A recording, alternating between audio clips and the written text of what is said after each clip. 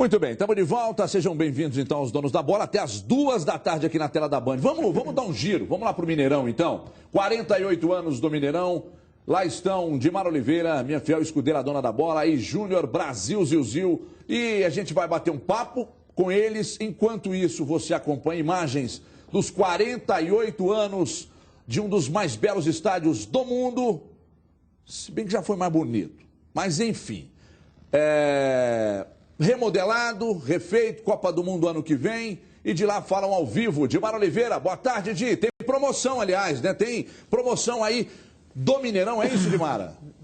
É verdade, Everton. Olha só, a galera tá vendo aí, isso é uma camisa, ela tem mais de 1.200 metros, e aí o Mineirão, dentro desse plano dele, né, essa camisa vai ser entregue a um estilista, daqui a pouco o Júnior Brasil vai explicar direitinho, e ele vai fazer mais de 500 bolsas que vão ser entregues a uma instituição, que é a Aura, uma instituição que atende a crianças portadoras de câncer. E o interessante dessa entidade, e é legal a gente passar isso para o pessoal, Everton, é que na época que o Luiz Felipe Scolari era o técnico do Cruzeiro, ele virou o padrinho dessa entidade. O Luiz Felipe Scolari, hoje técnico da seleção brasileira, tem um trabalho muito bacana que essa casa faz, e toda a renda dessas bolsas vai ser destinada, então, a essa casa de assistência à criança e ao adolescente com câncer. Não é isso, Júnior Brasil? Isso mesmo, grande abraço a todos, emoção estar aqui no Mineirão nesses 48 anos, e muito bacana essa iniciativa. 600 quilos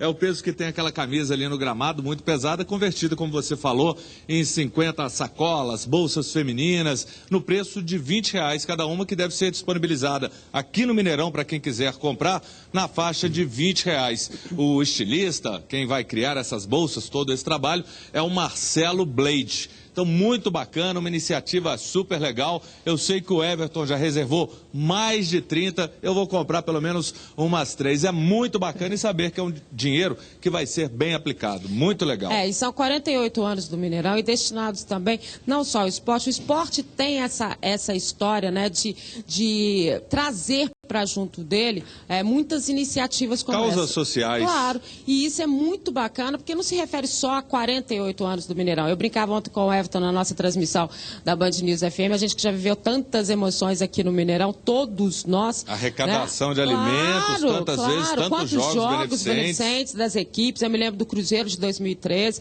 fazendo um jogo contra até o vencedor da Copa Itatiaia aqui, que foi nesse nível. São as recordações que o Mineirão sempre traz. Mineirão, que eu brinquei, passou por um peeling, quando ele tinha uns 30 anos, né?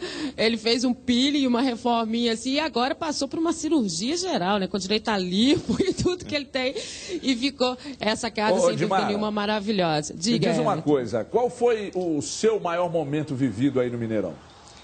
Olha só, foram vários, né? Emoções, foram vários, mas sem dúvida nenhuma, o mais próximo, né, da jornalista e da pessoa foi a conquista do Campeonato Brasileiro do Cruzeiro, porque eu era assessora de imprensa daquele time, né? Ou seja, a gente viveu todas essas emoções aqui, como profissional e como pessoa, sem dúvida nenhuma. Foi uma conquista fantástica da equipe do Vanderlei Luxemburgo na época, com tudo que fez. E quando a gente fala em títulos, né, Everton, e você estava falando que o Cruzeiro tem que manter os pés no chão, muito próximo, aí já vencendo esse primeiro turno e caminhando para um título brasileiro, como ele vem fazendo.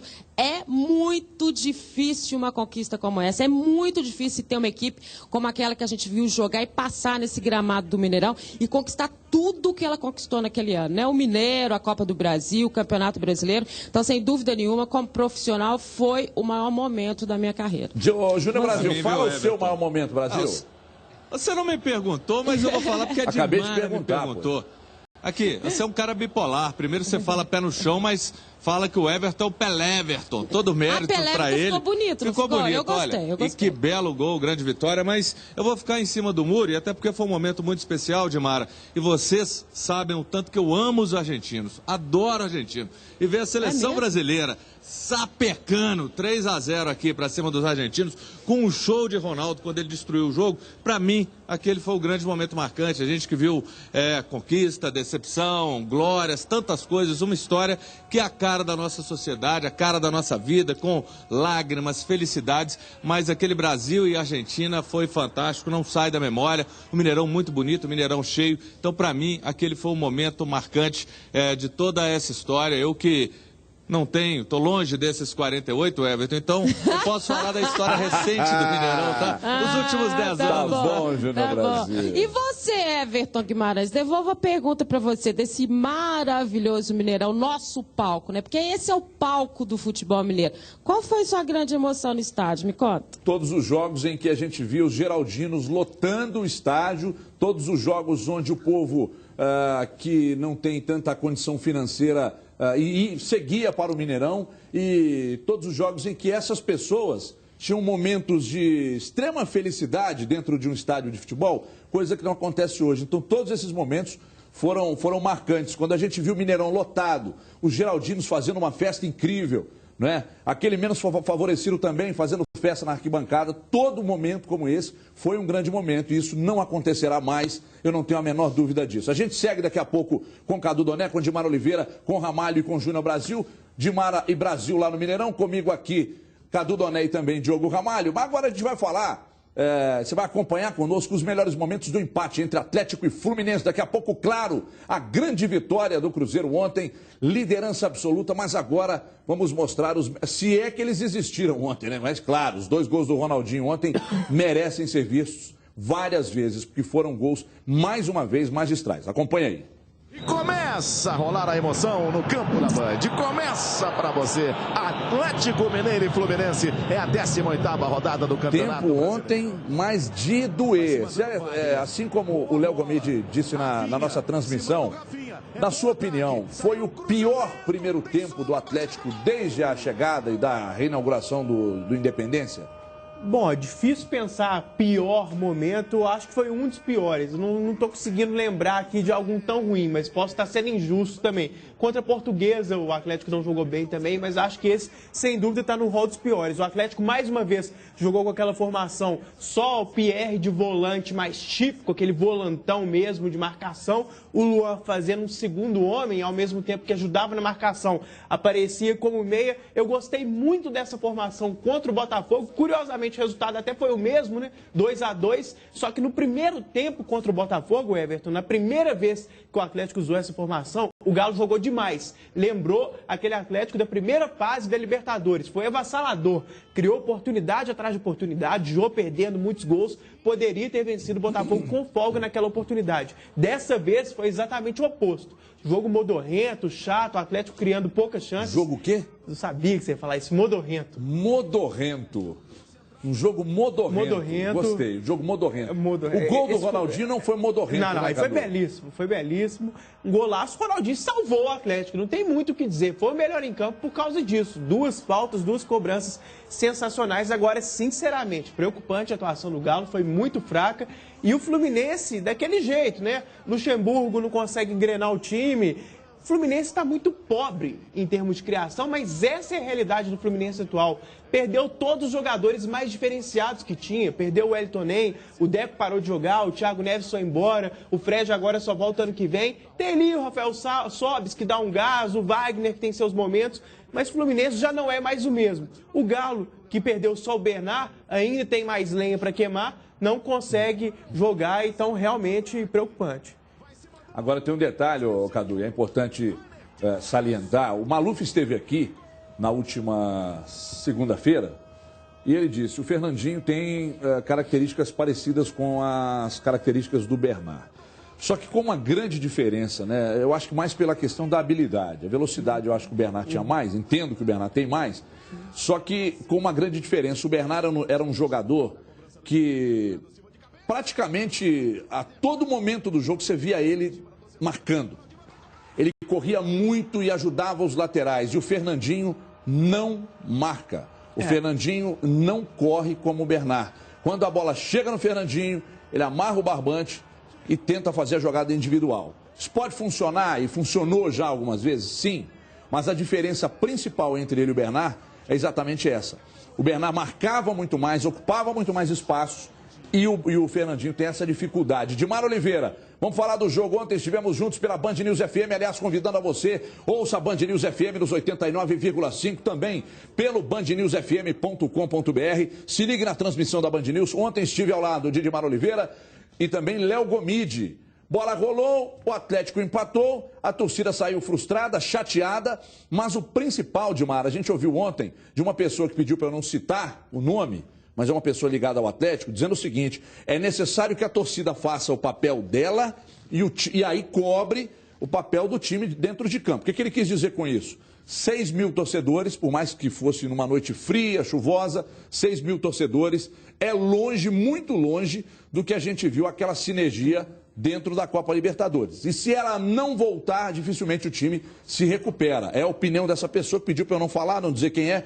Mas eu estou até com muita vontade de falar, mas não vou não, senão perco a confiança do amigo aí. Dimar Oliveira, o jogo de ontem. Olha só, Everton, a gente comentou durante a Band News o seguinte: eu acho que o Cuca ontem, e a gente jamais imaginou que ele iria começar com o Richarlison, até pela forma como o Richarlison se apresentou na última partida. A aposta do Cuca continuou sendo no Richarlison e acho que o Atlético entrou mal escalado. E por que isso? Porque ele já não tinha o Marcos Rocha na lateral, ou seja, já tinha deficiência ali com o Michel, com o Richarlison, que estava sofrendo uma cobrança muito grande, com o Luan muito postado na frente da zaga, quase como volante. Aí o Atlético tinha os problemas no setor defensivo dele. E sabe o que mais me chamou a atenção nessa história toda? Foi, a gente adora, o Cadu sempre fala sobre isso, do futebol moderno, do jogador não guardar posição, do andar no campo inteiro, do ir para a marcação, ir à frente, né? Eu acho que é uma característica interessante. Mas aí é você se mexer e movimentar no jogo, né? Não pode ser a função. O que assustou foi a gente ver o Léo terminar o jogo como centroavante, quando ninguém sabia mais quem era quem dentro de campo, né? O Luan, a gente não sabia se ele era volante, se ele era lateral, para onde que ele ia, atacante. Então, ficou tudo muito confuso. Eu sei e entendo que o Cuca está tentando mudar o esquema de jogo do Atlético, mas eu acho que está difícil até para o jogador entender qual é o verdadeiro posicionamento dele em campo. Você pensa isso também, Júnior? É um pouco disso, Dimar. O Cuca está tentando reinventar o Atlético, reinventar as alternativas que ele tem na mão. Tinha desfalques, a gente tem que lembrar, jogou sem um jogador referência. No início, o Luan até não atuou muito como volante, estava muito lá na frente. Depois, no segundo tempo, ele já guardou mais a posição. E a fragilidade das laterais, Everton. As laterais do Atlético ontem foram verdadeiras avenidas. E foi um Atlético confuso. Fernandinho, em muitos momentos, era o homem de área. Tardelli, que inicialmente a gente imaginava que ia ser aquele jogador mais posicionado à frente, não se posicionou. Foi um Atlético confuso. Era o Guilherme, era né? Confuso. E o time não conseguia render. E o Fluminense foi crescendo, um primeiro tempo muito ruim.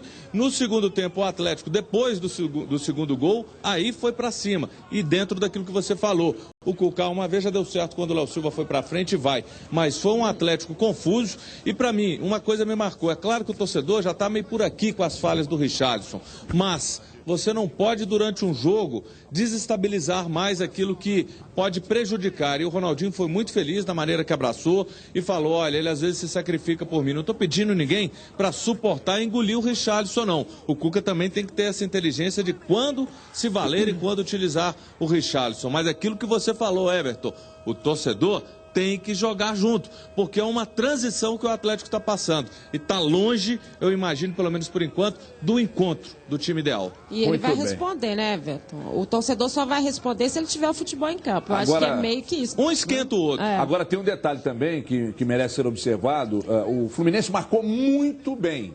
Mas o Atlético, por sua vez, também aceitou muito facilmente, em boa parte do jogo, a marcação do Fluminense, que é um time limitado. É um time limitado hoje, é um time que tem problemas, é um time limitado, mas marcou bem. Só que o Atlético também aceitou, e eu acho de forma até muito fácil em alguns momentos, a marcação do Fluminense. Daqui a pouco a gente volta a falar do Galo, agora o papo é Cruzeiro. Cruzeiro que, aliás, com mais uma bela vitória lá na Boa Terra. O time celeste conquistou o simbólico título de campeão do primeiro turno. E o que é mais importante, manteve a primeira colocação na tabela. Vamos ver. Receber o líder do Campeonato Brasileiro com o melhor ataque é sempre uma missão ingrata para qualquer time. O Bahia até tentou segurar o ímpeto do adversário com 3 zagueiros em campo, mas não deu. Aos 25 minutos do primeiro tempo, William levanta na área e Borges, que voltava ao time titular, mergulha para marcar. 1-0 Cruzeiro. E teve mais. Everton Ribeiro, no meio de 3 tricolores, fez o que quis e acertou um chutaço nas redes de Marcelo Lomba. 2-0. O Bahia reagiu só no segundo tempo. O Alisson toca para Raul, que coloca na cabeça de Fael. 2-1 e a Fonte Nova explode. Mas aos 44 minutos depois do cruzamento, Dedé cabeceia, Lomba faz milagre, mas Júlio Batista pega a sobra e fecha a conta. 3-1 para o Cruzeiro. O resultado faz do Cruzeiro o campeão antecipado do primeiro turno do Campeonato Brasileiro. Ao Bahia resta lamentar, já que são 7 gols sofridos em 2 jogos e 5 derrotas nas últimas 7 partidas disputadas no Brasileirão. Claro que é um título simbólico, todos nós temos a consciência de que tem muita coisa para acontecer dentro da competição, mas a gente fica feliz pela vitória dentro da casa do Bahia, onde tem a sua torcida que empurra bastante. Com certeza são 3 pontos que a gente acredita que vai fazer diferença no final do campeonato. Mas fazem mesmo, né? Ganhar fora é muito importante. Cruzeiro em casa imbatível até aqui, invicto. Diogo Ramalho, repórter Band News FM. Ramalho, você trabalhou nesse jogo ontem, onde o Cruzeiro acertou, porque o Cruzeiro fez o jogo ficar fácil.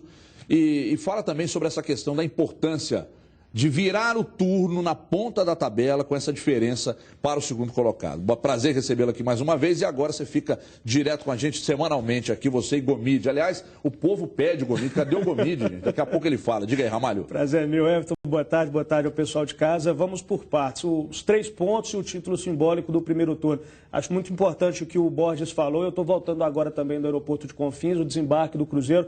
Isso é notório, todos os jogadores com os pés bem no chão em relação a isso. Eu até lembro a situação do ano passado, o Atlético conseguiu esse título de primeiro turno com 6 pontos de diferença para o segundo colocado e acabou não levando o título de campeão brasileiro. Então, tem muita coisa para acontecer, como disse o Borges. Então, calma lá, pés no chão, porque nada ainda está ganho. Em relação ao jogo de ontem, eu acho que o que fez muita diferença foi a partida do dia anterior, a derrota do Grêmio para o Goiás. Isso fez com que o Cruzeiro jogasse tranquilo, de forma leve, porque até não vencendo o Bahia, um resultado negativo, deixaria ainda o Cruzeiro na liderança do campeonato. Então, isso ficou claro para mim no momento em que o Bahia fez o gol. 2-0 é um placar muito perigoso no futebol. O Cruzeiro vencia por 2-0 fora de casa, tomou o gol e manteve a mesma postura, dominando o jogo, até encontrar com o Júlio Batista o 3-1. Então isso para mim foi fundamental, a tranquilidade que o Cruzeiro conseguiu impor contra o Bahia e jogar ontem na Arena Fonte Nova para conseguir essa vitória. O Júlio Batista ontem, Cadu, na sua avaliação, até a Admar, aliás, matou, né? A questão do Borges, ela apostava no Borges, o Borges foi como titular, inclusive fazendo um dos gols, mas especificamente sobre essas mudanças feitas, mais uma vez, do meio para frente no Cruzeiro, como é que você avalia? O Borges fez o gol, jogou naquele estilo camisa 9 das antigas, bem característico do Borges mesmo, não participa tanto do jogo. Bahia jogou com 3 zagueiros, em muitos momentos ele ficava ali perdido no meio dos defensores do Bahia, mas quando teve oportunidade foi eficiente, foi lá e aproveitou. O Júlio Batista fez uma boa partida, não foi espetacular, acho que fisicamente ele ainda tem que entrar no ritmo do time, mas tem estrela, é o cara que veio para decidir, veio para fazer gol, tem essa participação decisiva em pouco tempo, e isso que é importante. Agora, no todo do jogo, acho que ele pode crescer ainda mais. Everton Ribeiro muito bem no primeiro tempo, no segundo tempo, até pelo cansaço, começou a cair de rendimento e o Marcelo mexeu bem. Aliás, acho que o Marcelo mexeu bem em todas as oportunidades ontem. Ele que faz um grande trabalho, mas às vezes peca nessas alternativas durante os jogos. Ontem ele fez as opções corretas, o Everton Ribeiro tinha que sair mesmo porque estava muito cansado e o Martinúcio merece algumas chances a mais. Também gostei do teste ali, ele voltar com o Ricardo Goulart, mais uma vez fazer essa formação com o falso 9, só que dessa oportunidade ele colocou o Ricardo Goulart armando e o Júlio Batista como centroavante. Até não deu tão certo assim, mas foi porque o time já tinha tirado um pé. É difícil de avaliar, porque o time já estava num ritmo mais cadenciado, mais calmo quando essa alternativa aconteceu. O Everton Ribeiro tem feito seus golaços, tem jogado bem, como você Aliás, disse. ontem com a perna que ele só usa para entrar no boxe, para tomar banho, né? Outro lindo gol. Agora, o nome do Cruzeiro, para mim, desde que entrou e não saiu mais, tem sido o William. Ontem ele jogou muito bem. Impressionante a regularidade do William, tem jogado muito bem, criando as oportunidades e começou com ele o primeiro gol, o cruzamento pro bola. Ele corre muito, né?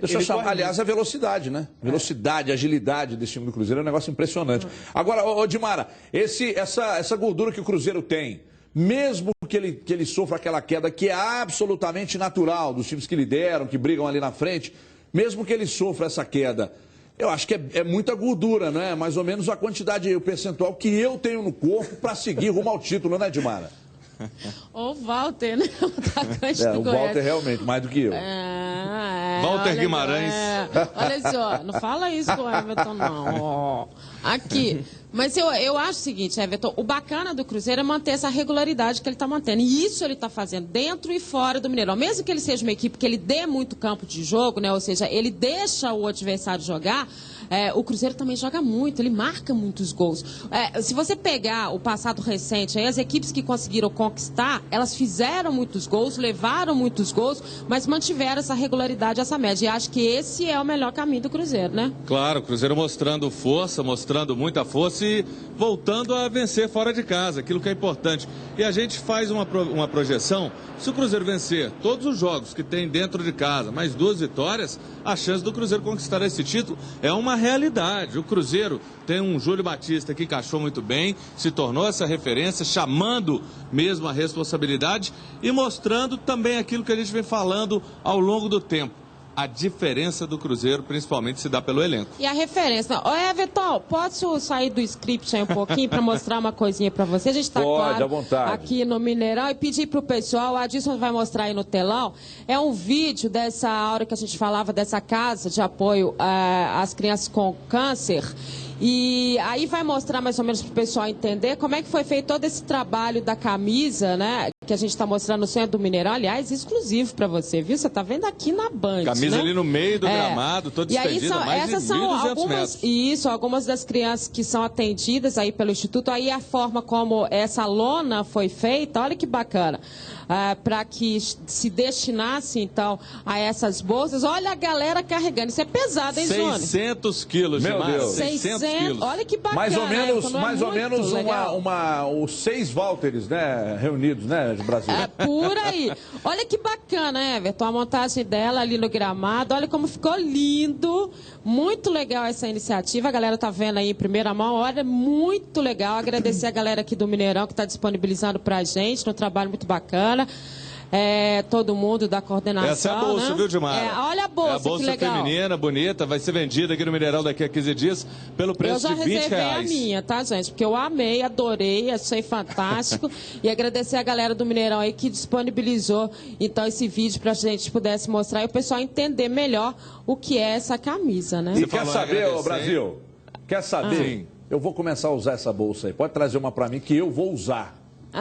Muito legal. Eu estou reservando aqui com o Rivelli, que nos recebeu com muito carinho, assessor de comunicação aqui da Minas Arena. Já reservei para você 20 bolsas e estou agradecendo também a coordenadora de comunicação, a Ludmila, pessoal que recebendo a gente com muita competência, carinho. Essa imagem exclusiva para você do programa Os Donos da Bola. Porque beleza. A gente vai contar, é só a gente que está aqui, tá, gente? Exatamente. Contar, né? E num dia histórico para o futebol mineiro, né? Mineirão que foi palco. Mineirão que foi palco da conquista recente do Atlético da Libertadores, será palco, com os pés no chão, muita humildade, será palco de mais uma conquista do futebol mineiro esse ano, que tomara aconteça o título do Cruzeiro no Campeonato Brasileiro. E aí já reabre o Mineirão com 2 títulos de suma importância. A gente volta daqui a pouco com vocês aí do Mineirão. Dimar Oliveira, Júnior Brasil ao vivo, direto do Mineirão, que hoje comemora 48 anos. Daqui a pouco tem mais detalhes ao vivo de lá com os dois. Aqui comigo, Diogo Ramalho, repórter Band News FM. Aliás, falando em repórter Band News FM, nós da Band News FM temos uma dupla excepcional de repórteres. Esse cara que está aqui, meu irmão Diogo Ramalho, o outro é o meu irmão também, Léo Gomide. E por onde eu for, esses caras vão trabalhar comigo. São 2 caras muito competentes. Baita safra de repórteres do Rádio Mineiro. Olha aqui, após a partida de ontem, daqui a pouco a gente volta a falar do Cruzeiro, relaxa aí. A partida de ontem, depois do jogo do Atlético contra o Fluminense, o técnico Cuca defendeu o lateral Richarlison. E aí eu quero que você de casa preste atenção no que o Cuca disse e principalmente no que nós vamos discutir aqui e tire as suas conclusões sobre o lateral esquerdo, volante, zagueiro atleticano. Confira aí. Nós hoje tínhamos o Leonardo Silva e o Hever de cabeça para defender uma bola aérea que o Fluminense tem muito boa. Mas nenhum. Pierre e o Richarlison faz bem esse papel. Então existem funções que a gente estuda em cima do adversário e trabalha a nossa equipe. Nós temos que ver que hoje a gente jogando com 5 atacantes, você tem que ter um sistema defensivo um pouco mais defensivo, né? E até em razão dessas situações que ele jogou, e a responsabilidade é minha. Lógico que teve um erro, acabou acontecendo o segundo gol, mas dentro do campo do jogo, a tolerância com alguns jogadores em cima do erro é maior do que com outros, e a gente tem que saber lidar com isso. O Richarlison também tem que saber lidar com isso. A tolerância com ele é menor, e às vezes isso causa uma instabilidade maior no jogador também. Olha aí, defendeu o Richarlison, Ronaldinho fez o gol, foi lá e abraçou o Richarlison. Eu acredito e entendo que não é um bom negócio pegar no pé de atleta com 15 minutos de jogo, né? O jogador está começando o jogo, aí começa a vaiar, o cara fica mais nervoso, a bola queima no pé dele e tal, isso complica. Mas entendo, por outro lado, também que o torcedor é passional.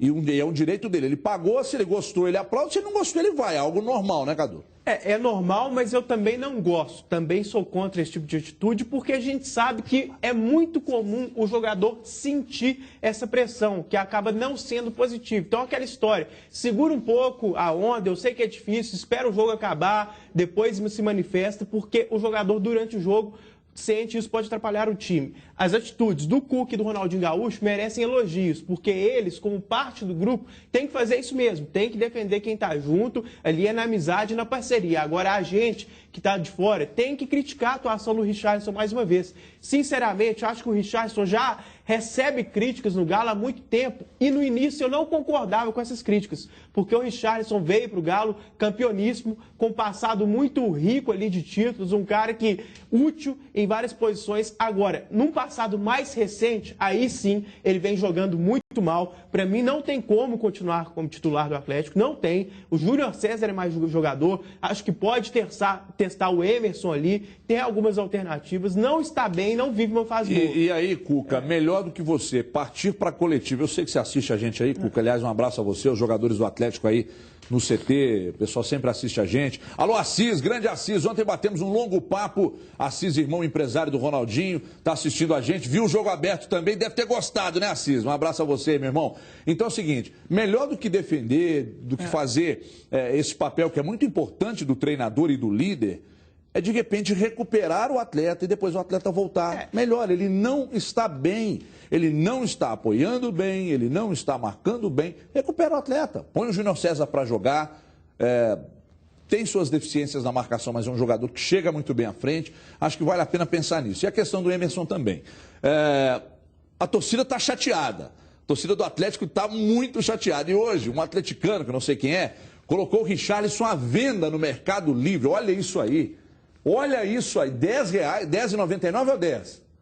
R$10, mas é muito barato, frete grátis ainda. Isso aí virou moda nos últimos tempos, mas o primeiro caso que eu lembro, posso estar errado, mas pelo menos um dos primeiros foi a torcida do São Paulo colocando o Lúcio à venda depois daquele jogo contra o Atlético, que o Lúcio foi expulso. Depois eu lembro da torcida do Santos colocando o Muricy, quem diria, Muricy inquestionável, um dos grandes treinadores do Brasil, colocando ali, até com as características, não dá apoio para a base, até uma piada mais completa, digamos assim. Agora virou moda, né? Faz parte. E aí, Ramalho, o que você pensa disso aí? Principalmente da brincadeira, mas acima de tudo, pensando especificamente do Atlético, não. Mas esse papel do treinador que vai para a coletiva é o papel dele, de fazer esse apoio ao atleta, né? Faz parte até de quem lidera e lidera bem, o Cuca é um exemplo disso.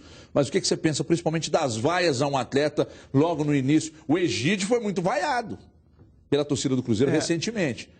E deu a volta por cima, tem jogado bem, né, Na história do próprio Atlético, a gente pode citar Mancini, a gente pode citar Cicinho, que foram vaiados aqui. Ronildo, mas o Ronildo realmente sumiu também, não sei nem para onde foi. Mas os outros dois fizeram história na Europa. Então, acho que tem que ter calma. Isso, vaiar o jogador não vai melhorar a situação dele, não vai melhorar a situação do clube em campo. Então tem que ter calma. A torcida do Cruzeiro, por exemplo, que eu faço cobertura diária pela Band News, é uma torcida também muito exigente, a gente percebe muito isso nos jogos, então não ajuda em nada. Não é porque está vaiando que o jogador vai ouvir aquilo e vai melhorar o rendimento dele na partida. Agora eu acho que, e aí eu concordo com o Cadu, acho que tirando o Richarlison agora do time que não vive uma boa fase, é até poupar e preservar o jogador. E aí no decorrer da temporada vai haver mais oportunidade, ele vai entrar e mostrar que pode continuar vestindo a camisa do Atlético. Só uma coisa para acrescentar rapidinho. Essa justificativa do Cuca, ele sempre dizendo que colocou o Richarlison pela bola aérea defensiva, isso aí não cola, né? O Richarlison não é um cara tão alto assim, não faz tanta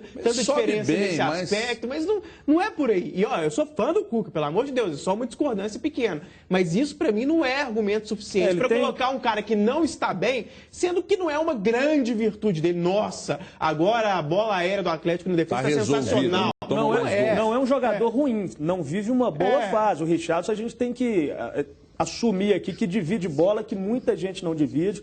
É um cara que tem uma raça impressionante, luta até o fim, estando bem ou não se dentro lesiona. da partida, não se lesiona, mas não vive um bom momento. Você não vê ele se meter em confusão, não se lesiona, bola, é profissional, não é? Vamos voltar ao Mineirão. Júnior Brasil e Edmar Oliveira estão por lá. 48 anos do Gigante da Pampulha. Brasil, como é que você vê essa situação do Richarlison e principalmente dessa insistência do Richarlison como titular nesse time, Brasil?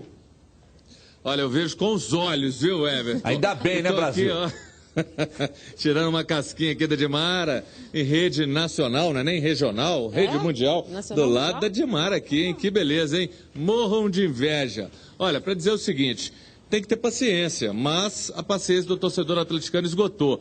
Eu sempre falo, cara, vaia durante o jogo não é algo positivo. Você pode vaiar no final do jogo, porque querendo ou não, você desestabiliza aquele jogador que já não está bem, já não está rendendo. Aí o torcedor vai pegar no pé. Agora, o Cuca tem que ter inteligência, sim, de saber o momento de colocar o Richarlison. Por quê? Se a Dimara ficou surpresa, eu também fiquei surpreso. Eu achei que o Emerson jogaria, porque o Emerson já atuou como lateral esquerdo e pela versatilidade dele, ele teria vindo para isso, para atuar no esquema de 3 zagueiros e para suprir esse problema da lateral. E tem o Júnior César ainda. Não era um jogo que o Richarlison seria imprescindível, o jogador determinante. Por isso, eu não gostei e pagou um alto preço pela presença do Richarlison. E da mesma forma, o Michel, um bom reserva. Não dá para ir muito além, até porque ele não jogou bem. Você está segurando a Dimara aí para não fugir, Brasil?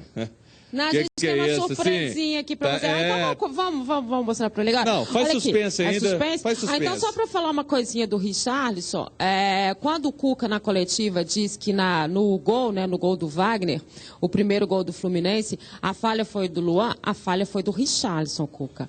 Né? A galera o Luan tirou mal a bola, o Luan, mas aí já estava chegando lá, né, já era o último homem, a situação. Então, assim, e o Luan é um jogador extremamente importante para o Atlético. O Luan faz qualquer posição dentro de campo, ele é obediente taticamente a tudo que o Cuca está tentando. Então, para salvar um jogador, não é necessário você colocar uma situação, a falha foi do Luan. Falha da cobertura. A falha foi da cobertura, foi de tudo, e passou pelo Richarlison, como passou o segundo gol. Então, olha, gente, acho que é uma situação do Richarlison que é preciso definir. Eu acho até que tem jogadores, a gente brinca com outras situações, fora de casa dá para você levar, você engana ali um pouquinho, mas dentro de casa, com a sua torcida, não dá para você levar um jogador que realmente nem a torcida quer ver em campo. Chegou ao limite. Chegou ao limite. Agora vamos mostrar a surpresinha. Faz inveja primeiro pro Everton, que está na sua mão. Olha só, Everton, eu guardei pra você, tem aqui um pedaço do bolo do Mineirão, vou levar pra você, tá? Traz da sacola, na bolsa. Olha o tamanzinho, Everton, olha o tamanzinho. Foi o que eu pude arrecadar quando a gente chegou. E aí, mostrar pra você que esse aqui foi o bolo da comemoração de hoje, né? Obviamente, né? Cenográfico, mas a gente tá mostrando aí pra galera, comemorando aí os 48 anos do Mineirão, olha que bacana. As velhinhas foram sopradas hoje de manhã. Em torno de 40 meninos que estiveram aqui, sopraram. Da Aura também, da né? Aura, foi muito bacana. Então, o Mineirão que está recebendo visitas, os meninos que vão ser beneficiados com a conversão da lona que está no gramado em bolsas, isso é muito bacana. Em um aniversário desses 48 anos, está aqui o bolo. Ô Everton, eu não sei que parte que eu vou levar para você. De repente o 8, uma bolinha do Walter, uma bolinha do Everton. Mentira, pra tá? você. Eu vou levar isso aqui pra você, tá? O Cadu e Ramalho não ganham nada? Ganham. Não, aqui. O Ramalho ganha o I. O Cadu ganha o outro I, que eles são magrinhos. Olha a diferença do I e a bolinha que já pensou? Obrigado, hein, Júnior? Brasil, você já pensou em fazer uma dupla com o CJ e montar um stand-up? Porque você não entende. Comedy. É impressionante. Deixa eu te falar. Você é o maior stand-upieiro que eu conheço.